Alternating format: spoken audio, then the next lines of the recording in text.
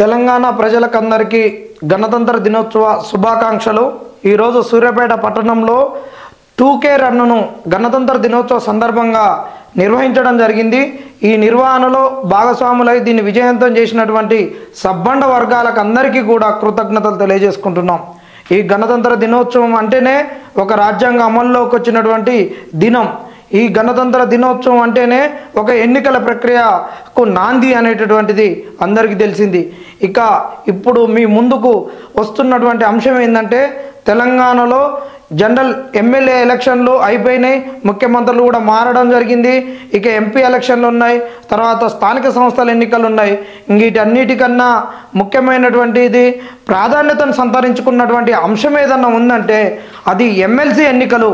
ఎందుకంటే గతంలో చూస్తే ఎమ్మెల్సీ ఎన్నికలే ఈ రాష్ట్ర రాజకీయాలను మారుస్తాయా, శాసిస్తాయా, కొత్త పార్టీలకు అవకాశం ఇస్తాయా, కొత్త పార్టీలు వస్తున్నాయని ఒక సంవత్సరంన్నర పాటు ఈ తెలంగాణ సమాజానికి ఎన్నో ప్రశ్నలు సంధించినటువంటిది అంశము ఈ ఎమ్మెల్సీ ఎన్నికల తర్వాత వచ్చినటువంటిది।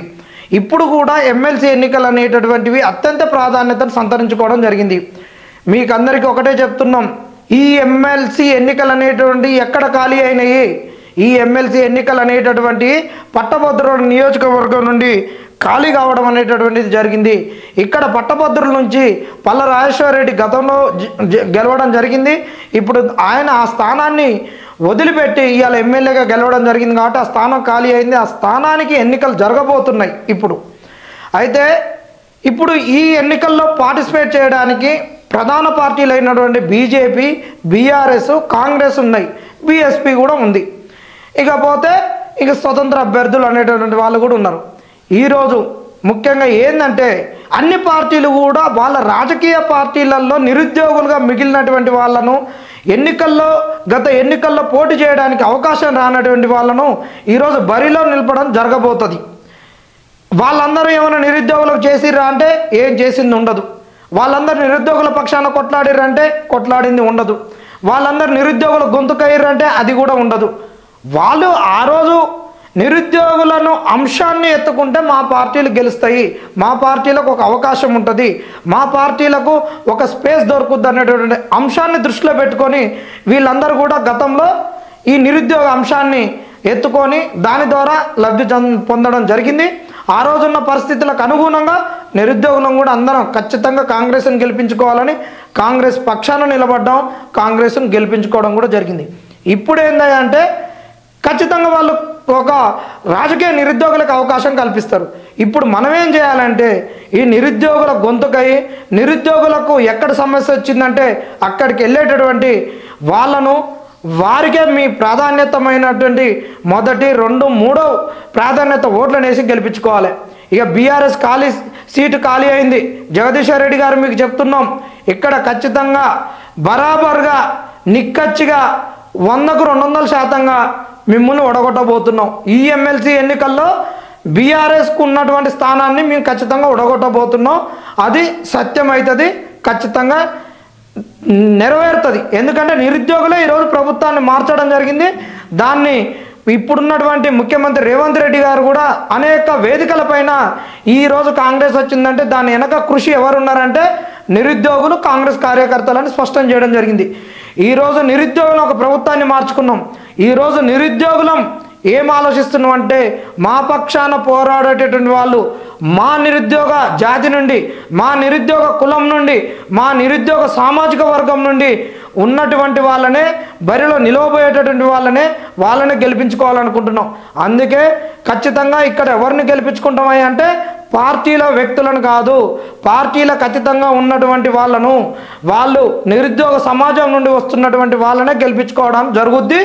బరాబర్గా ఈ బీఆర్ఎస్ నొడగొట్టడం జరుగుద్ది। జగదీశ్వర్ రెడ్డి నీ ట్రబుల్ షూటర్ పనులు ఇక్కడ పని చేయవు, ఇక మీ బీఆర్ఎస్ దుకాణం బంద్ చేసుకోవాలి। ఈ నిరుద్యోగుల నుంచి ఎవరు రాబోతున్నారు, ఎవరిని గెలిపించుకోవాలి? ఈ నిరుద్యోగుల నుంచి ఇక గతంలో మీరు చూసిర్రు, అప్పుడున్నటువంటి గత ఎన్నికల పరిస్థితుల్లో ఎందుకు ఆ రోజు ఎన్నికలు వరావరిగా జరగబోయినాయి। ఆ రోజు ఎన్నికలు ఎమ్మెల్యే ఎన్నికల కన్నా, సాధారణ ఎన్నికల కన్నా అత్యంత ప్రాధాన్యత సంతరించుకొని అత్యంత చర్చనీయాంశంగా మారి ఆ రోజు ఎన్నికల నిర్వహణ అనేది జరగడం జరిగింది. ఆ తంతు ముగియడం జరిగింది. ఆ ఎన్నికల్లో ఎవరు పోటీ చేసిర్రు, ఎవరికి అన్ని ఓట్లు ఎందుకు వచ్చినాయి, దాని వెనక ఉన్న కృషి ఏంది. ఈరోజు తెలంగాణ ఉద్యమాన్ని చూసినట్టయితే గతంలో 10 సంవత్సరాలు తెలంగాణ ఉద్యమాన్ని వాళ్ళు కించపరిచినట్టు, ఒక వ్యక్తి పూజ చేసి ఒక వ్యక్తి వల్లనే తెలంగాణ ఉద్యమం సాధ్యమైంది, తెలంగాణ ఉద్యమం ముందు పడింది, ఆ వ్యక్తి వల్లనే సాగు నోట్ల తలకాయ పెట్టి తెలంగాణ తెచ్చింది అనేది ప్రచారం జరిగింది. ఇప్పుడు కూడా కాంగ్రెస్ వాళ్ళు ఏం చెప్తున్నారా అంటే ఆ రోజు బీఆర్ఎస్ తెచ్చింది అన్నది ఈరోజు ఇచ్చింది మేము, ఇక నుంచి వీళ్ళేమో కాంగ్రెస్ ఇచ్చింది, కాంగ్రెస్ ఇస్తేనే బీఆర్ఎస్ తెచ్చింది, ఇచ్చినోడు ఒకడు తెచ్చినోడు ఒకడు అనేటటువంటి ప్రచారం జరుగుతుంది. మరి ఇచ్చినోడు తెచ్చినోడు మధ్యలో సచ్చినోడు ఎడిపోయిండు, సచ్చినోడు గురించి చర్చ ఎడిపోయింది, సచ్చినోడు అవలగాడైపోయిండు, వాళ్ళ కుటుంబాలు బర్బాస్ అయిపోయినాయి. అలా మరి ఆ రోజు తెలంగాణ ఉద్యమంలో పార్టిసిపేట్ చేసినట్టు, ఉద్యమంలో పాల్గొన్నట్టు ఉద్యమకారుల గుర్తింపు రావాలంటే ఈరోజు ఒక క్లాస్ పెట్టిర్రు. ఉద్యమకారుల కావాలంటే ఒక ఎఫ్ఐఆర్ ఉండాలి. ఎఫ్ఐఆర్ ఎట్టుంటుంది, ఆ రోజున్న పరిస్థితులు ఏంది, తెలంగాణలో ఆ రోజు కాంగ్రెస్ పార్టీ చేసినటువంటిది ఏంది, ఆ రోజు ఉన్నటువంటి సామాజిక పరిస్థితులు ఏంది, ఆ రోజు ఉద్యోగాల వైపే ఉన్నారు, ఆ రోజు ఇంత రియల్ ఎస్టేట్ లేదు, ఇంత డేటా లేదు, ఇంత ఇంటర్నెట్ సౌకర్యం లేదు, ఆ రోజు ఈ రకంగా వచ్చినటువంటి గిగ్ ఎకానమీ ఉద్యోగ కల్పనలు లేవు. అప్పుడు అందరూ కూడా గవర్నమెంట్ ఉద్యోగాల వైపే ఉన్నారు. ఆ రోజు ఉన్నటువంటి పరిస్థితుల వల్ల కేసులు అయితే తల్లిదండ్రులు మా పిల్లల భవిష్యత్తు ఏందని కంగారు పడ్డారు. కాబట్టి ఆ రోజు కేసులను తప్పించుకొని అందరు జైళ్ళల్లో పోతే ఈ ఉద్యమం ఎటుపోతుందని చాలామంది ఏం చేసిరా అంటే తప్పించుకొని వీళ్ళు సాగునోట్ల తలకాయ కాదు సచ్చి తెలంగాణను తెచ్చిర్రు. వీళ్ళకు తెలిసినటువంటి ట్రిక్కులు సాగునోట్ల తలకాయకు పెట్టి అది ఎట్లా బయటకు వస్తారు ఎవరికి తెలియదు, కానీ ఆ బ్రహ్మ విద్య వాళ్ళకే తెలుసు. మరి వాళ్ళే వచ్చారు, ఆ బ్రహ్మ విద్యల వల్ల రాలేదు, నిజంగా సచ్చి తెలంగాణను తెచ్చారు. అట్లనే ఏం జరిగింది అంటే ఎమ్మెల్సీ ఎన్నికలలో కూడా ఏం ప్రచారం జరిగింది, నేనే చేసిన ఇక ప్రశ్నించడం అనేది ఆ ప్రశ్న అనేదే భూమి పుట్టిన కాంచి లేదు, నేను పుట్టినాకనే వచ్చింది, నేను ఒకటి చేయడం వల్లనే అయింది, నేనే దానికి అంగిలాగు షెడ్డి జాంగా అన్నీ నేనే చేసిన ప్రశ్న అనేదానికి, ప్రశ్నించడం అనేదానికి నేనే పురుడు పోసిన, నేనే కనిపించిన, నేనే లాలబోసిన, నేనే సనుబాలిచ్చిన అన్నట్టు ప్రచారాలు జరిగినాయి. అసలు ఇక్కడ కూడా ఆ ఎన్నికల్లో గెలుపు ఓటముల కాడికి పోయి గెలుపు అంచులలోకి పోయి బయటికి రావడం జరిగింది. మరి ఆ గెలుపు నిజంగా ఆ బీఆర్ఎస్ది గెలుపా, లేకుంటే ఆ రోజు ప్రత్యర్థిగా ఉన్నటువంటి వ్యక్తిది గెలుపా? మరి అప్పుడు ఏం జరిగింది శివరంగంలో అనేటటువంటిది కూడా ఒక పెద్ద ఈ ప్రశ్నించడం నేర్పినటువంటి వాళ్ళే ఒక ప్రశ్నను మిగిల్చి వెనక తప్పుకోవడం జరిగింది. వీటి గురించి కూడా భవిష్యత్తులో సందర్భం వచ్చినప్పుడు ఖచ్చితంగా నిజాలు అనేటటువంటి నిప్పులాగా బయటకు వస్తాయి. నిప్పుకు చెదలు పట్టదు, నిజం దాగదు, ఇది మాత్రం సత్యం. ఇలాంటి అన్నీ బయటకు వస్తాయి. ఖచ్చితంగా ఇలాంటి వాళ్ళు మీకు ఎన్నికలలో వస్తారు. మళ్ళా గత ఎన్నికలలో కొంత బీఆర్ఎస్ వాళ్ళు చెప్పారు ఈ ఎన్నికలు వచ్చినాయంటే గంగెడ్లోళ్ళు వచ్చినట్టు, కొంతమంది వస్తారు సంక్రాంతి గంగెడ్లోళ్ళు వచ్చినట్టు అన్నారు. ఇప్పుడు ఈ ఎన్నికలలో కూడా నిరుద్యోగుల పక్షాన పోరాటం చేయని వాళ్ళు కూడా ఈరోజు మేమే నిరుద్యోగులకు పేటెంట్ హక్కు అని చాలామంది రాబోతారు. అలాంటి వాళ్ళను మీరు విచక్షణతోటి దూరం పెట్టండి. మీరు ఇచ్చేటటువంటి మొదటి 2-3 ప్రాధాన్యత ఓట్లు అనేటువంటి అత్యంత కీలకము. ఓటు విధానాన్ని కూడా నేర్చుకోండి. మీరు ఆ విధంగా నేర్చుకొని మీ నిరుద్యోగుల పక్షాన్ని ఎవరు పోరాడతారో నిరుద్యోగులకే ఓటేయండి. ఈ ప్రధానమైనటువంటి 3 పార్టీలను పక్కన పెట్టండి, నిరుద్యోగులను గెలిపించుకోండి అని చెప్తూ ఇంకా మీకు ఏం చెప్తున్నామా అంటే ఇప్పుడు జరగబోయే ఎమ్మెల్సీ ఎన్నికలలో ఖచ్చితంగా మీరు చాలా విచక్షణ ఉపయోగించాలి. ఇక్కడ శ్రీకాంత్ రెడ్డి అనేటటువంటి వ్యక్తి గురించి మేము చెప్పాలనుకుంటున్నాం.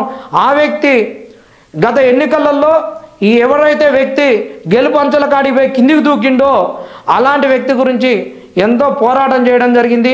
ఆయన సామాజిక వర్గం ఎన్నికలు అన్నప్పుడు సామాజిక వర్గాలను మనం ఖచ్చితంగా చూడాల్సిందే. ఆయన రెడ్డి సామాజిక వర్గం అయినప్పటికీ ఆ రోజు ఈ అంగిలాగ సిద్ధాంతానికి బహుజనవాద సిద్ధాంతానికి ఆకర్షితుడై వచ్చి తాను కొంత భూమిని అమ్ముకొని ఈయన గురించి ఖర్చు పెట్టడం కూడా జరిగింది. అదే క్రమంలో తనకు ఈరోజు సూర్యాపేట కొత్త బస్టాండ్లో ఉన్నటువంటి షెల్టర్లను కూడా అమ్ముకోవడం కూడా జరిగింది. ఆ వ్యాపారాన్ని వదిలిపెట్టి రోడ్డు మీద తిరిగితే అక్కడ పెట్టుకున్నటువంటి వర్కర్లు దాన్ని ముంచడం జరిగింది, నిన్న ముంచడం జరిగింది. కాబట్టి ఇలాంటి వ్యక్తిని ఆదరించండి. అతనితో ఆ రోజు పాదయాత్ర చేసినటువంటి వాళ్ళు, చేయి కలిపి తిరిగినటువంటి వాళ్ళు అందరికీ తన వ్యక్తిత్వం ఏంది, తన మానసిక స్థితి ఏంది, తాను ఎవరి గురించి మాట్లాడతాడు, ఎలా మాట్లాడతాడు అనేది అందరికీ తెలుసు. ఎలా మాట్లాడతాడంటే ఎక్కడ సమస్య ఉందంటే అక్కడికి పోతాడు. ఎలా కొట్లాడతాడంటే బెదిరింపులకు భయపడడు, ఎవరికి బెదిరింపులకు భయపడడు. సమస్య ఉందన్న కాడికి పోతాడు. ఆ సమస్యను ఏ విధంగా పరిష్కరించుకోవాలనేటటువంటి పరిష్కార మార్గాన్ని కూడా తెలియజేసి వాళ్ళకు ఒక ఎడ్యుకేట్ చేసి, సమస్యను వచ్చిందంటే దాన్ని ఒక ఖాతాలో వేసుకొని దాని నుంచి 4 పైసలు సంపాదించుకోవాలనేటువంటి ఒక దుర్బుద్ధి, దురాలోచన లేనటువంటి వ్యక్తి. ఆ వ్యక్తిని గెలిపించుకుందాం.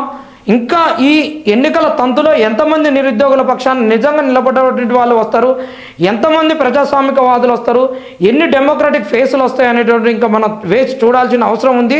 ఈ తంతునన్నిటినీ నిరుద్యోగులు చాలా విచక్షణతోటి, తెలివితోటి, ఆలోచనతోటి మీరు ఈ అన్నిటిని క్రోడీకరించి రంగరించి మీరు ఓటు వేయాల్సిన అవసరం ఎంతైనా ఉంది. ఒక్కసారి శ్రీకాంత్ రెడ్డిని ఆశీర్వదించమని చెప్తున్నాం. ఇంకా జరగబోయే తంతును కూడా మీరు పరిశీలించాలని కూడా మీరు మొన్న వేడుకోవడం అనేటటువంటి జరుగుతున్నది.